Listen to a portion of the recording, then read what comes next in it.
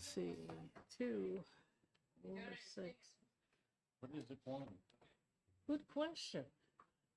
Does anyone know what the quorum is? Usually they put the legislation in here somewhere. Yeah, they do.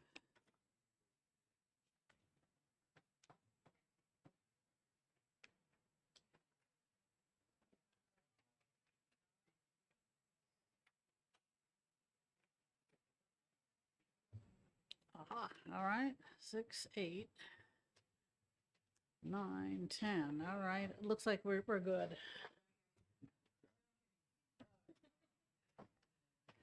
All right, task for next week is to find out what a quorum is.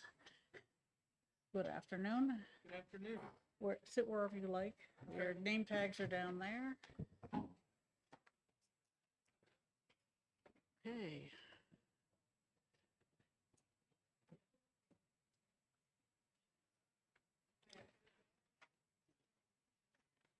All right, sorry about the cancellation last week.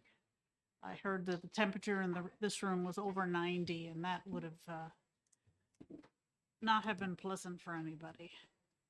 So, has everyone had an opportunity to review the minutes of the last meeting? Okay, good. Move to approve. Second. Second.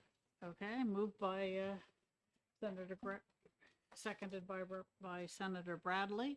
Any comments, corrections, or additions to the minutes? All right, seeing none, those in favor? Aye. Opposed? All right, we have minutes. Mr. Carlin, you have the reports from the actuaries on the amendments we sent out a while back. If you could present them to us, we'd like to see what the effects are of those changes. Thank you, Madam Chair and members of the committee. For the record, Marty Carlin representing the New Hampshire Retirement System. You should have all received a document from Bradley Greenland with a couple of pieces attached in one document. The first cover sheet is sort of a summary of the numbers in the GRS actuarial valuation of the amendment. Then the text of the actual amendment is brought to the committee last month. And then finally, the full GRS report. We thought it would be more effective to organize it in one document, because if you didn't know how to read the GRS report, you wouldn't know to skip the first 7 pages and start concentrating on it when you start seeing the numbers, and then you can kind of read backwards from there. So starting with 2258, just to go in numerical order, this amendment changed the multiplier for all of the Group 2 Tier B members to 2.5%. So the scale of the 2.4, 2.3, 2.2, 2.1 went away, and also had parallel language so that those multipliers applied to the disability calculations as well. So what GRS, they run these scenarios, through their model and apply the assumptions for, the demographics of the group and things like that, and that they generate their report. So the cost pieces I PDF'd onto the first page here, just for the raw numbers. But essentially, if 2258 was introduced and adopted and signed into law with no funding at all, the employer contribution rates as a percentage of payroll would go up. That's the first line on the top page, the plus 1.67 or plus 1.57 for fire. And the next line there represents, based on the covered payroll of Group 2, that's how much more employers would be contributing. And again, that's spread across all employers based on the size of their payroll for these respective groups. So it's a proportional cost. The total 8.9 million. Obviously, we knew from committee deliberations there wasn't a desire to pass the full cost on to employers through the rates. So the next line 3, UAAL, that's the unfunded portion of restoring this benefit multiplier, to the group. That's typically where during the legislative session most of the analysis ends. How much is the UAL piece? Because there is a future normal cost for benefit accruals, and that's what the next line is, employer normal cost with UAL pre-funded. So what that means is if the state were to, if this bill was to pass and the state provided, 62.6 million, there still would be an impact on employer rates, but it would be significantly lower, be about a third of what it was with no pre-funding. And that amounts shown right below in actual dollars projected for FY26. And then finally, and this came up at the committee's last meeting with the discussion of terminal funding and what that actually means. So terminal funding is basically the actuary is projecting all of the past, the unfunded costs, plus what the future normal costs would be,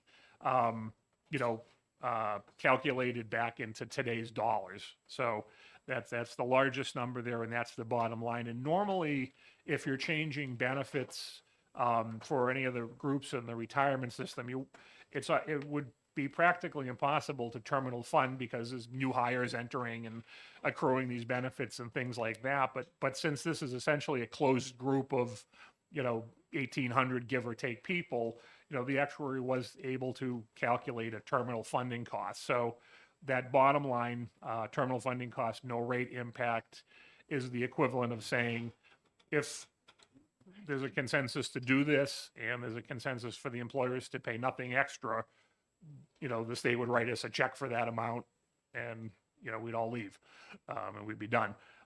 So that's sort of the shorthand version of that, and the same pieces apply for 2259 in terms of concept. The numbers for 2259 are less, partially because the multiplier is changed in a graduated way. So it only reverts to 2.25 for those with less than 5 years at the time of the change. So that's kind of the difference between the two, and that's what the numbers mean. I hope I didn't go too fast, so please, anybody, we can roll it back if needed. Are there any questions from the committee? Wow. Senator Bradley. Thank you very much. So, thank you. So this bottom line number on 2259 and 2258 of 92.6 and 59.1, that is similar to how the benefit was funded in House Bill 1587, terminally funding, no rate impact. Is that correct? Actually, 1587, the 43 million last year for that bill, approximately 43 million, that was just the unfunded piece. So there was a slight increase in the normal cost for that one. This one is funding it at even a higher level Okay. than that All right. one, but it's analogous, yes. Okay, thank you.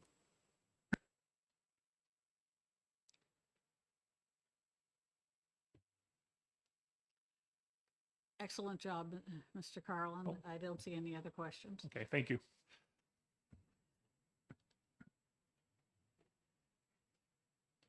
So, given that we have these two amendments with their costs, which, if any, do we wish to recommend to the legislature to bring forward this coming year? Anyone? Senator Gray. Certainly, I don't recommend either one of these because of the cost.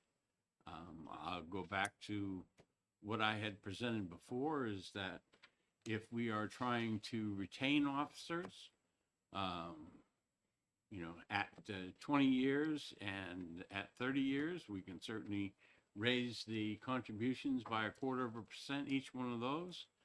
We've had the figures for that, which are greatly reduced from this.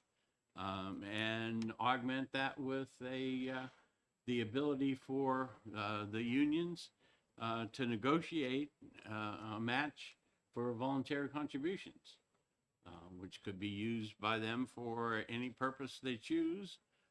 They could buy an annuity with a COLA in it. They could, take the lump sum. They could, whatever you can do with all that money, they could do that. And certainly a much more fiscally responsible solution to this than either of the proposed solutions.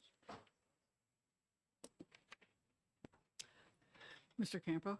Well, I would recommend that we support 2258 because that's exactly what we're trying to do. We're trying to retain our most experienced first responders. Madam Chair, Yes. Senator could I Susie? just add to that? I think one of the issues that concerns me with 2259, when a lot of these significant changes were made, we ended up creating groups within the system. So you have people working side by side who have different benefits, yet who experience the same risk and harm in their job. My concern with 2259 is you'd be creating yet a fourth group of people. Actually, it'd be 3. Because But you're, you would be because you're creating eliminating. yet again an You're additional eliminating group. 3 groups. No, you're right. because you're the dealing with ages the middle change. tier. Don't change. All right, so that is So a that is a concern. concern that I have Well, with that's 2259, but fine. I think 2258 Mr. probably Campo has cleaner. moved that we recommend 2258, which does not have that problem. Mr. Rill? Are you looking for a second? Are we under? That would are be we- a good yeah, idea. I would second Mr. Campos' motion. Okay. All right, so there is a recommendation that we endorse Amendment 2258 and recommend it to the legislature. And so it's open for discussion, comments. Senator Bradley? Thank you very much. I appreciate the concern expressed by Senator Susie.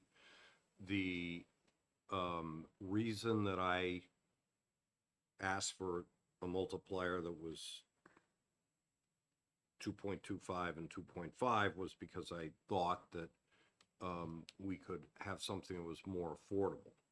I can just, speaking for myself, and I think Senator Gray already has echoed that, the $92.6 million, I just do not know how we squeeze that into a budget in an off year. I just don't know how we do it with some of the requests that are already being made, sitting on fiscal. I know that we're going to get a big request from the Attorney General and Administrator Broderick of the YDC. That's not all at once funding, but it's certainly something that we have to think about. So I cannot support 2259, 2258 because of the huge impact. I continue to believe if we're going to do something, and 2258 I think is a better, or 2259 is a better way forward. It is more affordable, but still at $60 million, that is also a huge amount of money that we're going to have to come up with. I think there are ways of dealing with it. Potentially, I'm not ready to recommend it at this point in time. I mean, I just, when we talked about this before, and I think I presented these 2 amendments, we had July revenues that were off by several $1 million. We made up most of that in August. So the first 2 months of this fiscal year, we are barely at even. We're not running the kind of surpluses that would allow us to pay for a 59 or a $92 million appropriation. I just don't think we can do it. I would hope that all of us would want to make sure that it's terminally funded, with the normalized cost being, as Marty talked about, reflected in the final numbers on both of the summary sheets, so that there's not a property tax impact. I think that would be very problematic. So I can't support the 92 million, and I think it's premature until we see September and October revenues to make a recommendation on the 59. And I think that we also have to be willing, and maybe some of that is offline discussions, try to figure out how we might be able to pay for that $59 million if we choose to go forward with that. Senator Waters? Thank you, Madam Chair. And I will say I'm a little anxious about our moving towards a recommendation or taking a vote. I didn't think actually that we were in the moment of making motions and seconding on these at this point, because I share my colleagues' concern that we need to have a bill that can be a clean bill that potentially can go to the legislature on the veto day and will deal with the most immediate problem that we face, which is doing something about this. And so I hear what is being said about, since we do have time through the fall to have more revenue numbers. You know, we are a commission, we're going to do what we're going to do, but we have a legislature with 424 people waiting for us potentially on January 3rd. And I think it really is our duty as a commission to come forward with a plan which is going to have very substantial support and bipartisan support. So I don't know if there's a way for us to kind of pause on voting today, because I don't think we're quite ready to make a vote. We could certainly pause or stop anything we're doing. You know, it's within our control. By what mechanism, Senator, were you planning to have a bill for a vote on veto day?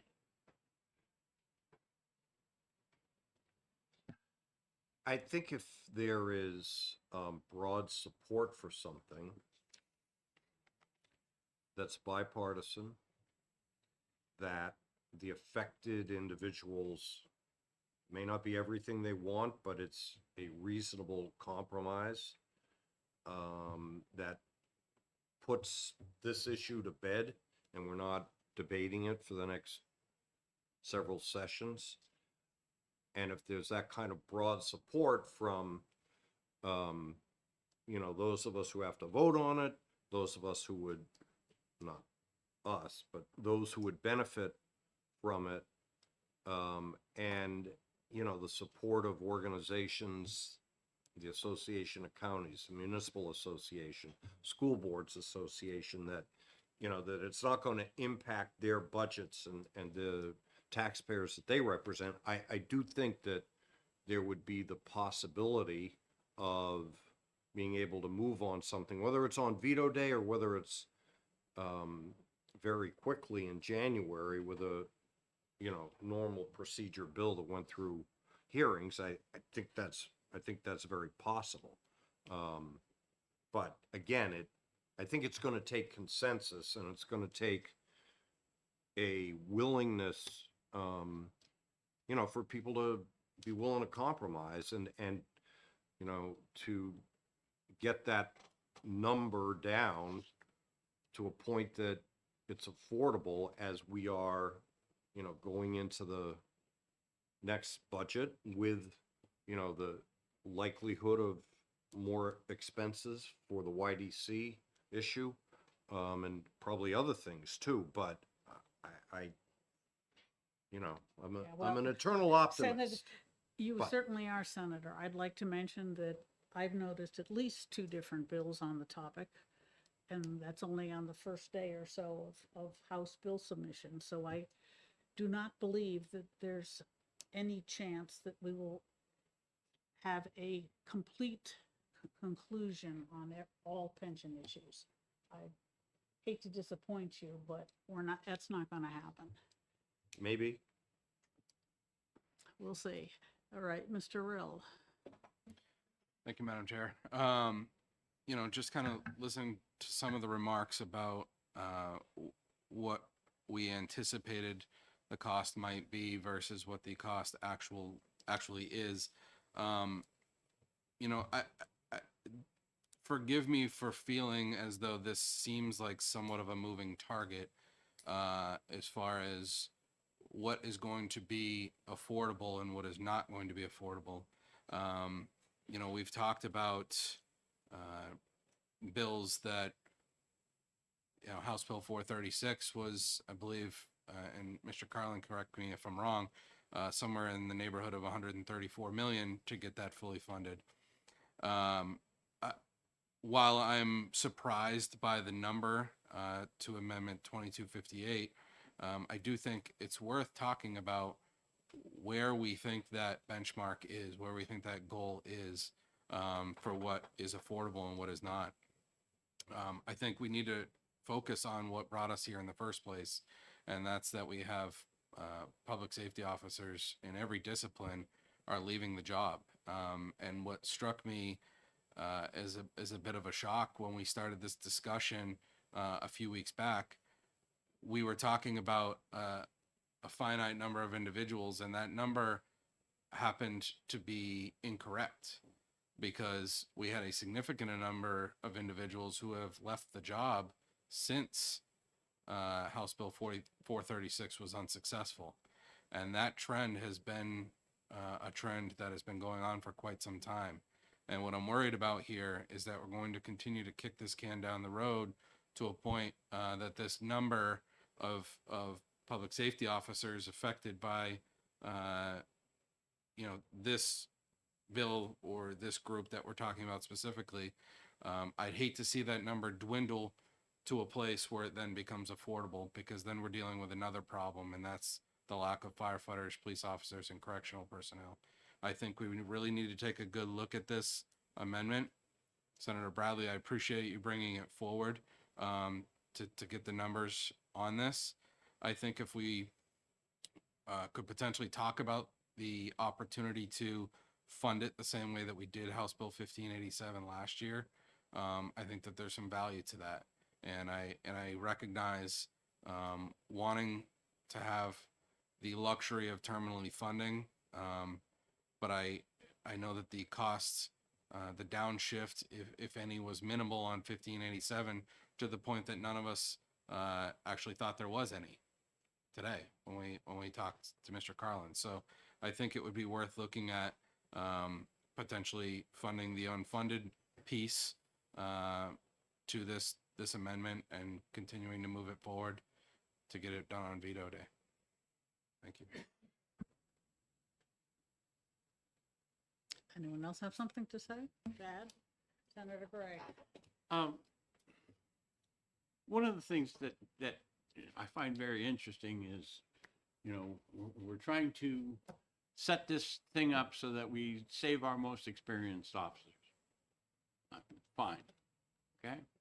The proposal that I put in to raise the multiplier at year 20 and year 30 would affect all of the people in Group 2. Not the ones that are in this bracket, but all of the people who are in Group 2. If we talk only about those people in that bracket, and we're having this massive retirement because of the retirement system not being, and I don't believe that that's the real cause, then we're just pushing the can down the road. And the money that we're talking about, because the difference between 1,800, just to make a median number, and the 3,000 or 4,000 people that are going either in that group that aren't part of that, then what we're saying is they're going to leave. They're going to be gone. They're going to not be around. So if you fix for one group and think that's going to solve this thing forever, I think you should wake up. I think you should start drinking some coffee. Okay? because, you know, negotiating wages, if I go back to, you know, imagine a lot of you have had Maslow's theories, okay? Is that in Rochester, what did I do when I had a problem, you know, as a member of the city council? I raised the wages. I got more people to apply because I raised the wages. I stopped the people from going from Rochester down to Portsmouth, down to the state police, down to other things because I raised the wages. Okay? That's what I did. I didn't mess with the retirement system because that wasn't what they were asking for, and which would be borne out by Maslow's theories. I got to take care of the wages first because I don't worry about retirement until I get there. So saying, well, you know, the problem's going to go away. No, the problem isn't going to go away. And the funding is going to increase and not decrease because it's going to be those people that are at the 10, 11, 12-year mark right now that aren't covered. So to cover the people, you know, that are in that bracket, hey, divide the number that we're coming up with by that total body count, see what the number is. And the constituents that come to me are disturbed by that number. Thank you. Representative O'Brien. Thank you, Madam Chair. Good to see you again. You know, I'm Representative Mike O'Brien from Nashua. I sit on ED&A, and I'm pinch hitting today for Representative Leachman. I spent the majority of my career within the fire service, and I am currently retired. But I also wear another hat, and that hat is I'm Vice President of Nashua's Board of Aldermen. I see all too much the problems of people that are leaving the job. Because, I mean, another problem that's out there, it's not part of the pension system, but the drug problem, other different things that are occurring out there. In the city of Nashua, I'm sure Manchester is having the same thing. It's taking a toll. The firefighters and police officers of our communities are getting burnt out. And they need to have something, maybe something from the state that says, yes, we respect of what you do, and we're going to try to make your, you know, retirement a little bit better. It's more than an enticement. You know, it's something that they deserve. They're giving an awful lot of their time.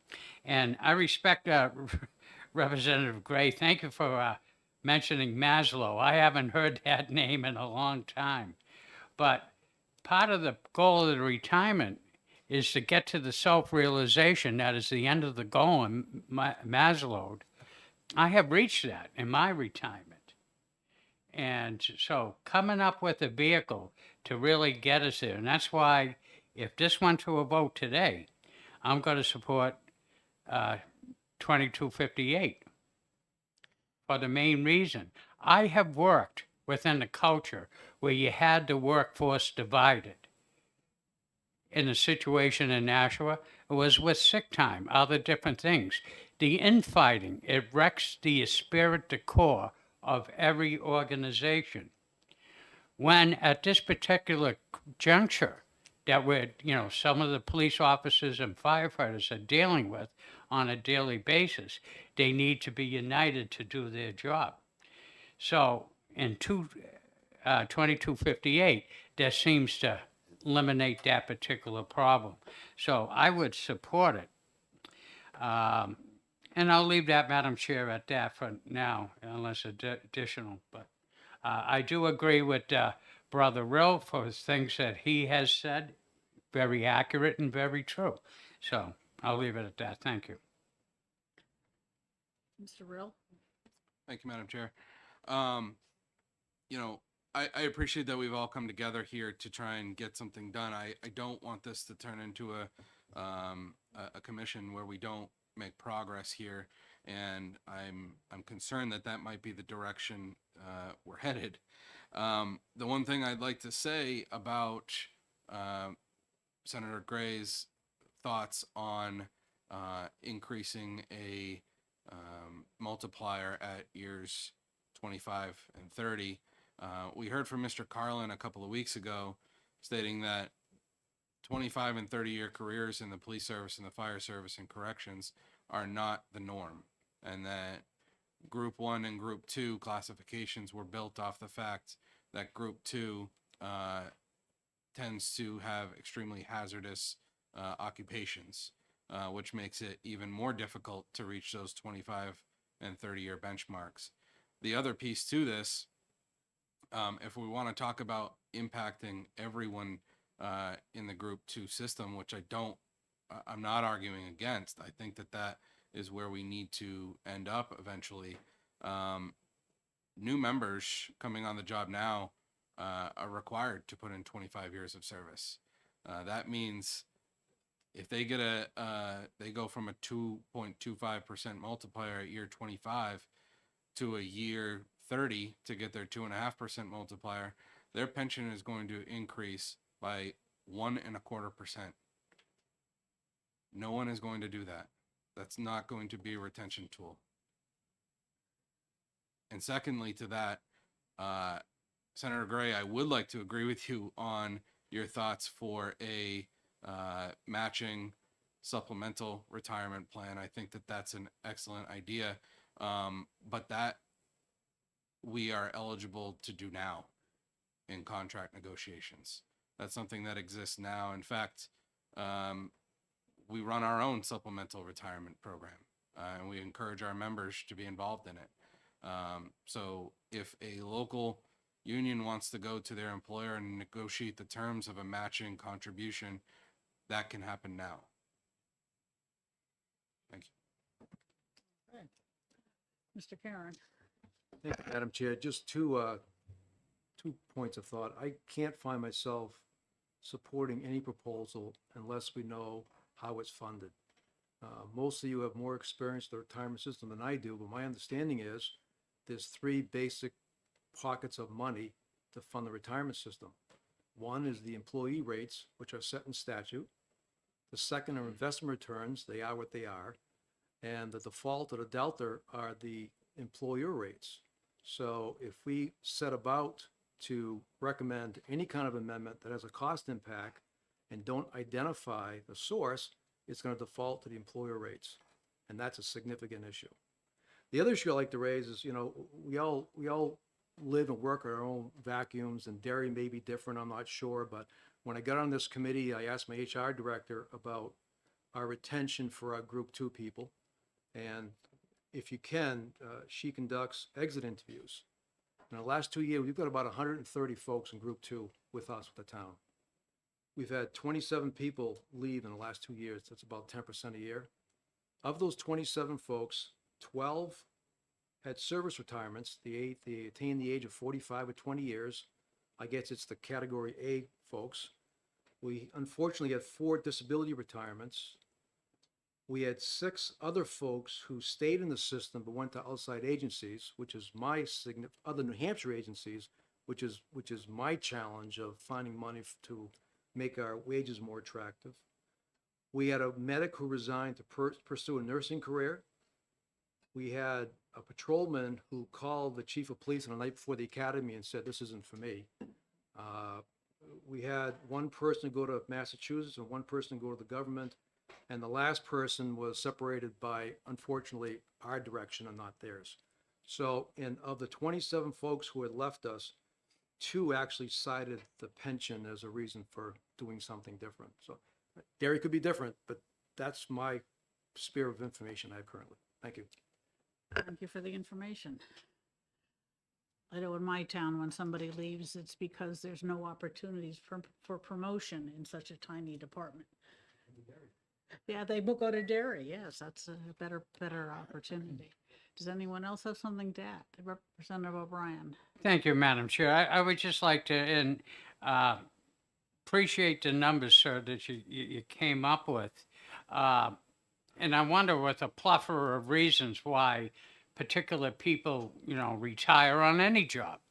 They can come up with any particular reason why they break employment. Myself personally, I had a bunch of young bucks I couldn't keep up with anymore. I thought I could, but I couldn't, and it was time for me to move on to greener pastures, and I have. But, when you look at it, I don't know if they would really put that in complete analysis. But I would like to say, when we look at the firefighters in particular, they don't get out at 25 years. I didn't. I stayed 35. And I found within my group that a lot of firefighters actually do stay longer than the 25 years. So they should be granted some form of entitlement for staying within that longevity and making that particular commitment. I think I did ask Mr. Carlin at one time in conversation, and he may have a number off the top of his head, but I'm not going to hold him to it. But the firefighters have been, as far as the longevity of the NHRS, have been a long-term contributor to the program and somewhat deserving of any benefits that we can give them. Thank you. Senator Bradley? Yeah, just a couple of things. First of all, I think Senator Gray's proposal starts at 20 years, not 25. So just correcting that. A lot of the discussion about different tiers and things like that, the retirement system has always had a 10-year vesting. And anybody, for throughout the history of the retirement system that had less than 10 years has not been vested. So we've always had differing tiers. And lastly, I would say that as somebody who supported House Bill 1587 and the $42.9 million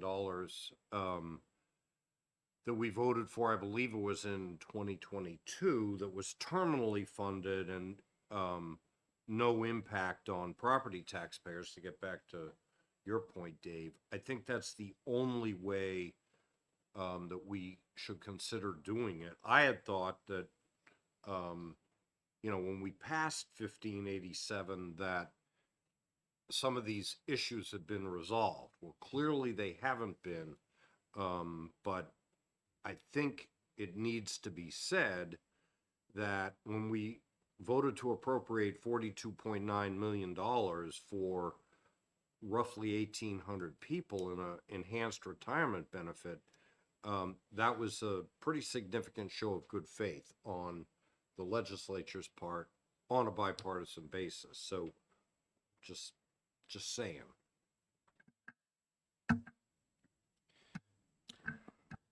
Mr. Rill, then Representative O'Brien.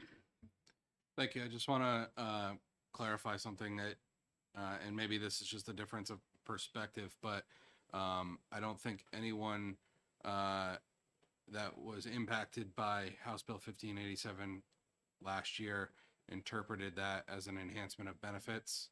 That was a reinstatement of one of the benefits.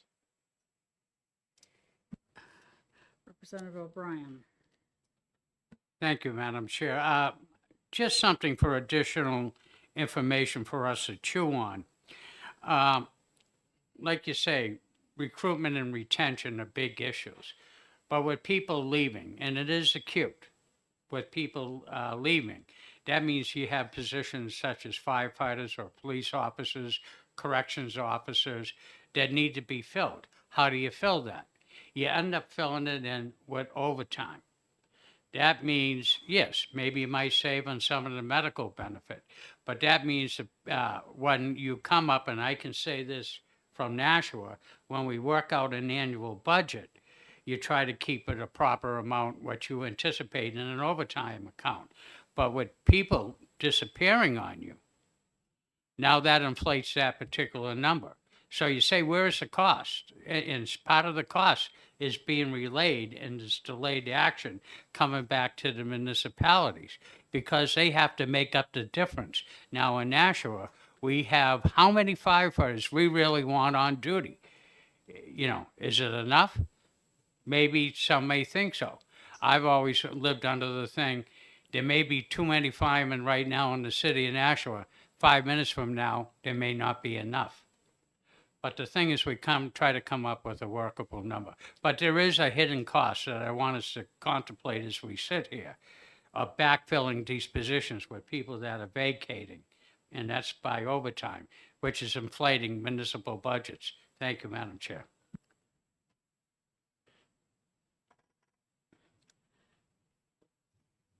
Anyone else have something to add?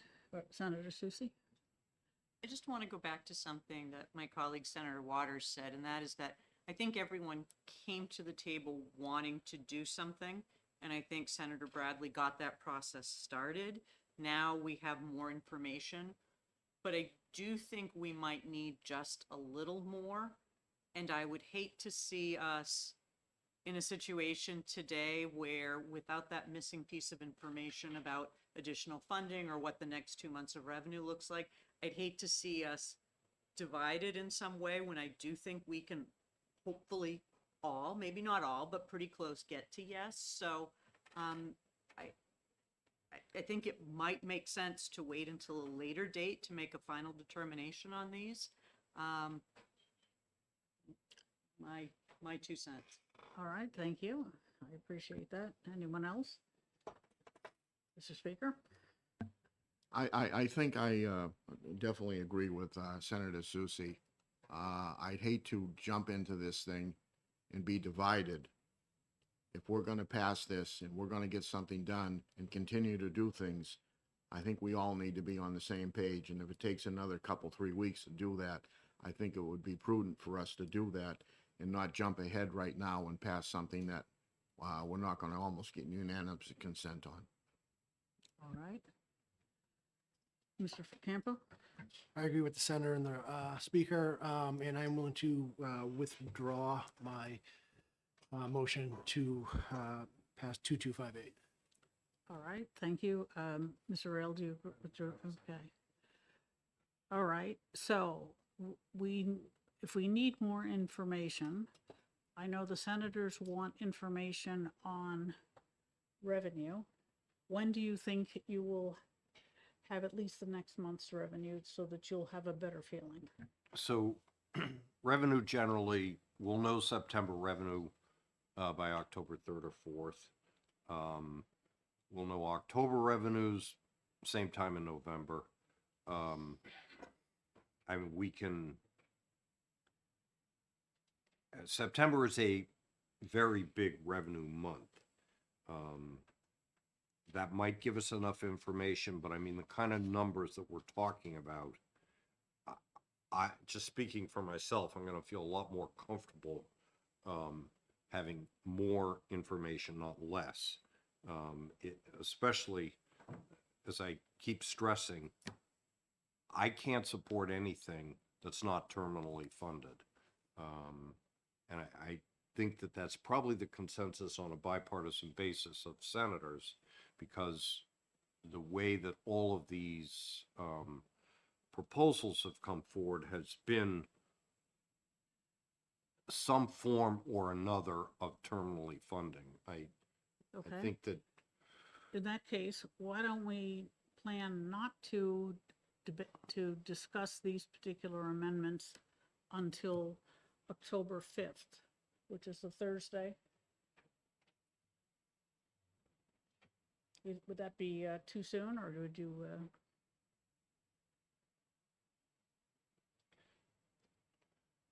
I would think that we'll have September revenue by October 5th.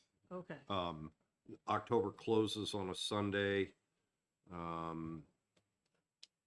So generally speaking, it takes a couple of days for DRA to put it together with administrative services. But Grant, do you think that's that would be a normal? Yeah. Okay. okay. All right, so that would plan to meet on October 5th to discuss this in light of September revenues. Okay.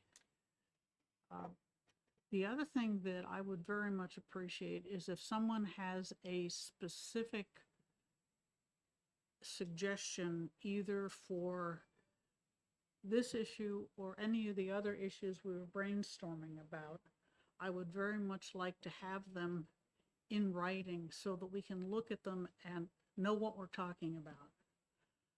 I have one that I'm going to be submitting, which is to simply say that mandatory overtime as defined by the employer counts as base pay, because that brings up an issue that a lot of people have commented to me about, that they're forced to work overtime and they don't get credit for it. So I would like to put that in. It's a very simple bill. I'm not sure I'm 100% in favor of it, but I think it's simple enough to put in as a bill and important enough to debate. So I'll be putting that in this week.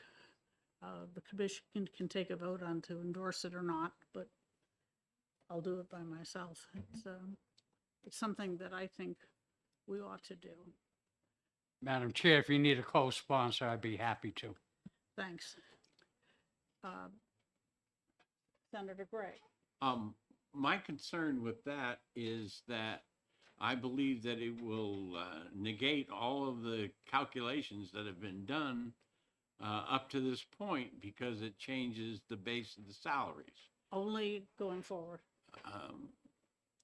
Again, it's still, when we talk terminally funding, Well, that- fine. Well, like I said, it deserves to be debated, and I'm sure that will come up. and on other topics, when I was talking to people about a voluntary contribution where the state or the local government could match, I was told that there wasn't enabling legislation enough, and that it would require legislative action to be able to do that, so that there were parameters would be there that would require. That may or may not be the truth, but that's what I was told at the time. And I bring that up because we haven't talked about COLA. We Okay? talked a great deal about COLAs Well, without coming to any real conclusions, except that they're nice to get. and I thank you, Madam Chairman, for your comment, but, you know, I would like to be able to finish my thought before Excuse you me. do comment. That, you know, the two proposals that we have here in front of us don't address anything to do with COLA. And that is why I did come up with that plan, where if we had a match and people put money in, certainly when the federal government changed from the civil service retirement system to FERS, I did put in money into that system where there was no match for civil service, but I was able to use that money, you know, later on to do other things with. And so I think that, you know, we need to look at this as a whole, which is the way the legislation in House Bill 2 was written. It wasn't written for any particular House bill. It was written for us to have a free hand. So both of those need to come into play when any of the solutions we talk about. Thank you, Senator. I would like to reiterate my request that if you have a suggestion, that you put it down with numbers so that we can agree on what we're talking about. Could you bring that to the next meeting? I've already supplied it to Marty last spring, I believe it was, and we can resurrect those emails and forward them on to you with the numbers that he calculated at the time for. But it does not include anything to do with the match, because the match would be separate from the retirement system completely. Okay, and the only number that I was given on that, because it would be a negotiated agreement, you know, is that for the state portion of it, it would be in the $15 million. But again, that would be the same way you negotiate salaries. Thank you. Sir? My apologies first for being a tardy. I got behind a tractor on the way here from Keene to Concord, and when you get behind literally a tractor, it just takes a little bit more time. my name is Chris Coates. I'm the county administrator here in Cheshire County, and I've been listening to the conversation. I just wanted some clarity because I do feel that there are some real issues that we're facing in Cheshire County, a rural area, especially when it comes to police and fire and law enforcement across the board. We're seeing more and more that we're picking up more and more towns and having oversight over towns because they can't find people to go in and man those positions. And that's just putting more pressure on our sheriff's department to do so. And on the fire side, you know, we're a little bit different in Cheshire County as we have more Group 1 than we have Group 2. So, Senator Gray, when you said Group 1, it was a little bit magic to my ears. But I also wanted to know from Senator Bradley, when you say terminal, just from my knowledge, that means a one-time, and then it would be that we would then have it passed down to us to carry. It's a balancing act, I understand. I just wanted clarity. So terminally funding would mean that we authorize an appropriation of whether it's in the amendment, let's just say Amendment 2258, which is a straight 2.5% of $92.6 million. So we appropriate that money, it goes to the retirement system, and that is the expectation that there will be no impact on property taxpayers for the duration of the benefits being paid out to those members. And that's what's meant by terminally funding. I appreciate the feedback on that. Thank you. Mr. Martins, Madam Chair, asked to be recognized. please. Thank you. I would like to ask this question. We're here because we recognize that some changes were made in a number of Group 2 workers were disproportionately affected when we changed the deal on them. And we said, we're going to calculate your benefits differently for everybody hired between 2002 and 2011. So we're here to fix that problem. And I can't for the life of me balance why we would need new money for that.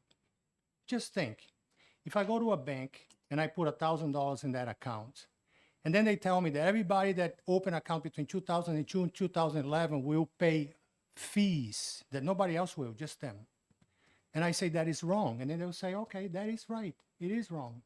And I said, okay, well, then give my money back. No, we're going to have to raise new revenue to make that fix. Absolutely not. We need to follow the money and see where the money went. Employers pay their part, cities and towns pay their taxes, investment returns came in, and workers paid their fair share of what they were supposed to pay. So where is the money then? Well, it's at NHRS. That's exactly where the money is. And that's where the fix needs to happen. There. It's just a matter of fixing what we want to fix. We shouldn't have to go out and say, well, taxpayer, because if we use the same terms, when we did this, what we did is we spiked the pay down of the unfunded accrued liability. We did that. And we say, oh, we shouldn't have done that. But we can't go and double dip and ask taxpayers to pay again because we want to raise new revenue to cover a mistake that we've already done and we know where the money is. It's just a matter of follow the money, correct the thing, and move on. And I'll yield. Thank you. I think we should consider that. Okay, well, I think that all the money that has been paid in has been accounted for. And the trouble is that we, the legislature, have been fiddling with the retirement system so much. And the going from a irrational plan in the 90s and early 2000 to a sensible one means that there was a lot of money that was that is not, as you say, sitting there. The retirement system calculates every 2 years how much needs to go in for the coming year, and that includes all of the contributions that are there and what they've got on hand. It's not like they're ignoring a few $1 million sitting somewhere. May I follow up? Please. Thank you, Madam Chair. When we do such calculations, and we say, for instance, that we're going to need we calculate that we're going to have 6.75% investments. And in 2022, we didn't get that, right? We got -6.5. -6.5. We didn't go back and you say, oh, you know, this happened, so we need to raise new revenue to cover up for the fact that not only we didn't meet the 6.75, but we also were under 6.5. So taxpayer would have to pay that to make, we don't do that. But we do that when we say perhaps we went too far making this calculation on folks that were in the pipeline, performing in a job, expecting the benefits to be calculated a certain way, and we change that on them. And we go back and we say, maybe we shouldn't have done that. How are we going to fix it?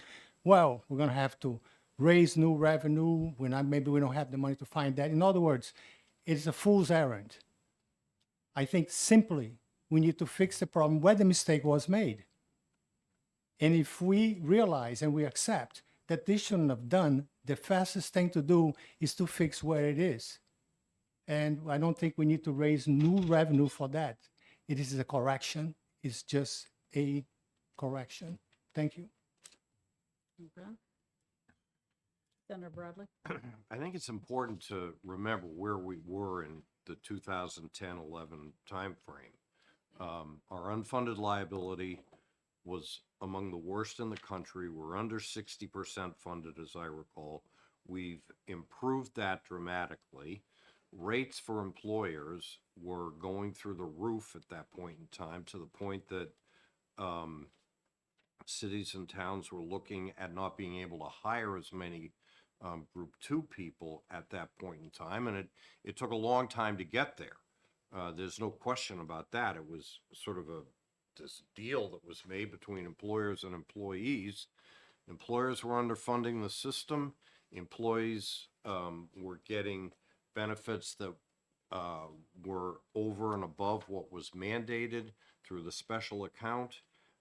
Investment returns for that period of time were also, the expectation, because I sat on the board at the retirement board, I think in 2011, as I recall, the investment return was anticipated to be 8.5%, and it had been lowered from 9% to 8.5%. And when I was on the board, lowered it, I believe it was to 7.75%, and it's been lowered again.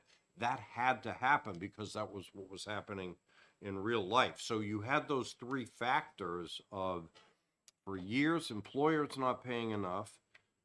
I think it was $900 million of excess benefits that were taken out of the corpus to pay for, things like the medical subsidy and COLAs, and woeful investment returns. The only moving piece at that point in time that where the impact was on employer rates. And Dave, I think you remember exactly what that was like. You were a town manager then at the time, and rates were going through the roof. Here we are 12 years later, and I think that the folks at this table and others who represent property taxpayers, whether it's county, school, or municipal, or even, state taxpayers, the retirement system is in much better shape than it was in 2011. Understanding we are trying, hopefully, to rectify some of the changes that were made, but it has to be affordable. But there's no money out there that is in the system that could be used for this. If we're going to do this, there's only a couple of ways of doing it. We could pass it on to property taxpayers. I've said that's unacceptable. It is unacceptable in my view, and I think most people in the Senate would agree with that. I'm not so sure about the House, but I would expect that's the same. Or we can terminally fund it, and that takes consensus and compromise and understanding what our budget picture is. That's why, I think it is important that we come back and have September revenues. That'll give us a snapshot. We may feel like we're in the same position, on October 5th that we are today on September 14th, but at least we'll have, September revenues. But to me, that's, if we're going to, go forward with one of these amendments and change the multiplier, we've just got to know where we're going, because it is going to take real dollars appropriated by the state so that there's not an impact on property taxpayers. I keep coming back to that. Those were the bad old days when there were problems in the retirement system, the rates went through the roof. And I distinctly remember what was happening at that point in time. Rates were going through the roof at cities and towns, schools, etc. And cities and towns were laying people off, and we don't want to see that happen again either. So that's why terminally funding is so important. Yes, Mr. Martins. Thank you, Madam Chair. I appreciate the comments. And I do remember in 2007, I was at the retirement system as well, but you don't have to be there. You know that we had a real problem with investments. Everybody knows that. S&P 500 was lost 50% of its value on a bear market. We thought the world was ending and the sky was falling. And we did make some changes in 2011. Finally, by the time we got to the legislature, and I'll say that some changes were okay and some changes were good. But nothing changed the fact, or even tried, the fact that a small number of workers were disproportionately affected by these changes. And that's why we're here today, to correct that. It is a correction, as we did the example of the bank. They short my account, and I said, okay, then can I have my money? No, we're going to have to raise new revenues, maybe as taxpayers. Absolutely not. Nobody here is saying that we should raise the tax, and there's no need for that. The economy did a lot better than that. It bounced back. It's doing well. The retirement system is 62.5% funded. Our fund is what, $11+ billion. At that time, it was $6 billion, almost a double. So it is no reason why we're going to leave that 1,867 workers waiting there until we win the mega box or raise new revenue or all this stuff. It is what it is. It is a correction. We know where the money is. We follow the money, and it's just a thing that it needs to be done. There's really, if this thing went to a tax, I'll be the first one to say there's no reason to raise a property tax on that. All we need to do is do our job and make the correction where the error was made. And I would say it was an error to do that because they are disproportionately affected by that. It is bad enough that we raised 2% of the contribution with no extra benefit. But in addition, we changed the way you do the calculation. They were in the pipeline, performing on the job, expecting that. I understand the concept of vesting. All it means at the vesting, you are vested.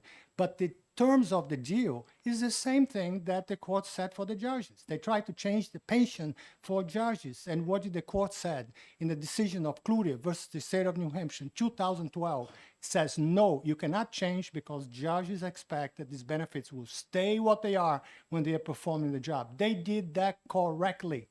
But somehow, we are where we are. We can't change that. We think that it is not very funny for a worker that can pay their bills or retire with less benefits than they were promised. Thank you. Thank you. Mr. Fuller? Thank you. I just wanted to build on those comments and to make a particular suggestion and ask. So what we do with the information will be a conversation for another day, but I feel it's important that we actually get a number for that and to actually find out how much was paid into it, because I don't know the answer to that. So I'd be curious How much was, how much money was, so for those 10 years, for instance, with the extra 2% that both groups paid in, I'd be curious to know what that number was. Because I agree with Senator Bradley that the retirement system's in a much better shape today, and the more information we have of that condition, I think that would be helpful for our discussion, number one. And number two, just building on what you asked for before, several of us made some suggestions at the last meeting, so it would be nice to be able to get some actuarial numbers for those proposals so that we would have more information, because I also would like to agree with Senator Gray in that I think coming out of here, it's for this to really work, we need to really deal with the whole problem. And I happen to think that if we do that, and we might not be able to do everything like right now, but if we have some more information for a maybe short-term and long-term plan, I think that would be helpful for us. okay, I don't have a plan with a set of numbers that we could give to the actuaries. We talked about a lot, but there wasn't a specific, let's try this, that we could send to the actuaries. If you could try and generate that or get with some other people, whatever, because you need to have a specific plan before you can, the actuaries have no imagination and they can't fill in the blanks. Yeah, so if you could come up with something, it would be very helpful for us to be able to take a look at it. Thank you. Excuse me, Senator Gray and then Mr. Rill. Along those lines about getting the numbers, we were handed the chart that was made by the retirement system and handed to us on the 8/24. I would like, as these proposals go on, to add those to the chart so that we have that information in a very handy, and I will note that on the top of page 2 of that is the proposal that I talked about and the cost information for that on that chart. Thank you. Excellently, I will look at that. Mr. Rill? Thank you, Madam Chair. I'd just like to ask a question because procedurally, I'm not sure how this works, not being a legislator myself. Understanding that we're going to wait to see what revenues do, I'm fully on board with that. But seeing as how this was this commission was built from an amendment off of last year's budget, is there any opportunity to use any funding from last year or surplus funds to fund some or all of any of these amendments? Certainly, if there is any. Okay. The Thank you. last I heard, the surplus was almost entirely in the Education Trust Fund, which would not be able to be used that way. But I could be wrong. Senator Gray? What didn't go into the education trust fund went into the rainy day fund at the closed fiscal year, but those numbers won't be actually calculated until we do the audit. So right now, as of the end of June, what money was there went into a particular spot, and if it was left over, it went into the rainy day fund, and it would take legislation, I believe, to take it out of there. That's why we're talking about what the current revenues are from July, August, and then we'll look at September, et cetera, because that would be more likely the funding source that you would use to try and fund anything you try to do here. Follow up? Senator Gray, would that be, if you know, would that be something that would be accessible legislatively through this, if it was added to this amendment to get access to that funding? Again, things are possible, but again, the more stuff you put in there, the harder it is going to be to get consensus, in my opinion, but. Okay. Anyone else have something? Representative Wilhelm. Thanks, Madam Chair. I think we've been talking a lot about the cost of action, and I I'm glad that Representative O'Brien, as well as Mr. Karen, talked about, what's the cost of inaction.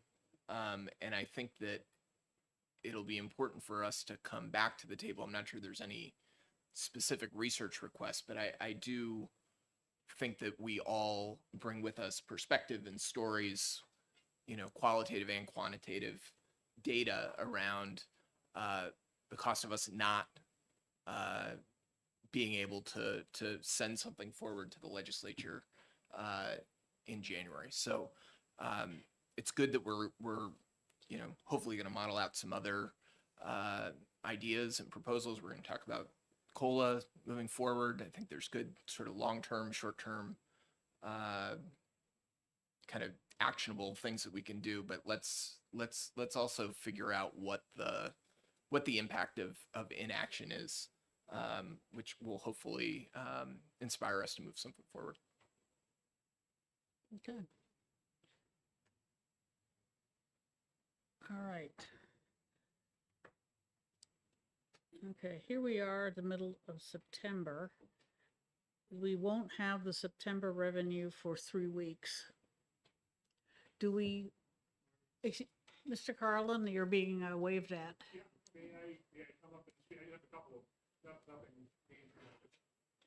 Please. A couple of questions now, just because everybody's here.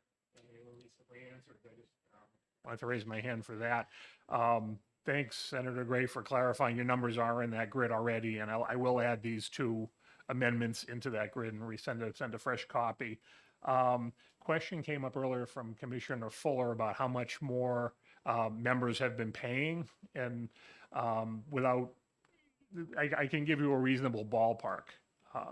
Basically, the contribution rates for members went up 2% for employees and teachers, and a little bit more for police and fire, 2.25%, 2.5%. But just for the sake of using round numbers, if you assume members are paying 2% more, the total payroll in 2011 was 2.5 billion. So 2% of that is 50 million. So, members through increased contributions are putting in about 50 million more than, increasing as payroll grew over the last 12 years. Fiscal 22, we were just a little bit over 3 billion.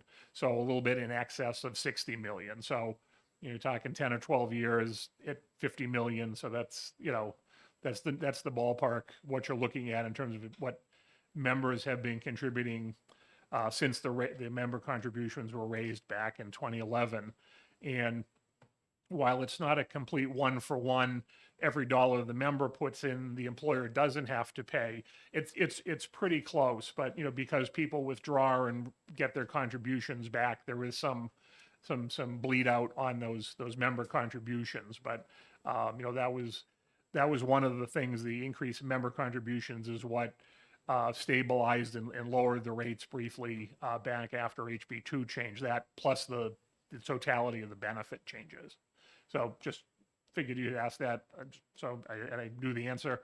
As to Representative Wilhelm, the short answer for, the longer you wait to restore benefits already, for service already accrued, the more it's going to cost every year. We had a similar bill, I think in 2018 or 19, to restore Group 2 benefits, more or less similar to 436. And I think it was, the unfunded was 140 million for the full boat then. It was over 200 5 years later when it came back up again in 2023. So the reason for that is when we talk about what the unfunded liability is on changes like this, where it's actually changing the benefits in reverse, is that amount is what we should have in the trust fund now had it been funded in an orderly fashion over the past 12 years.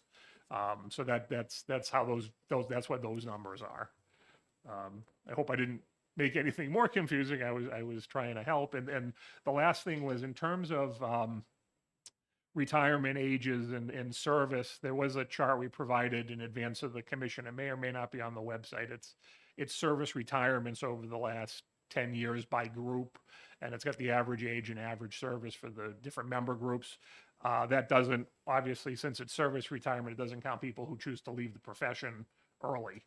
It's only the retirees. I don't have the numbers in front of me, so I don't want to cite them, but they're out there available for the commission. Are there any more questions for Mr. Carlin while we've got him in the hot seat? Okay, I think not. Thank you very much for Thank you for- volunteering. Recognizing me. All right.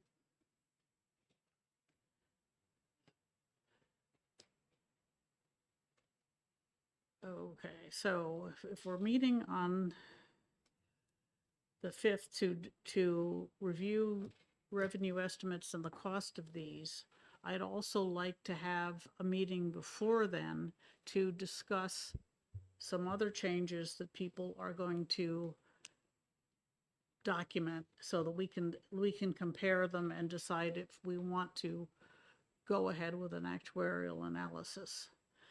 Is there a preference for next week or the week after?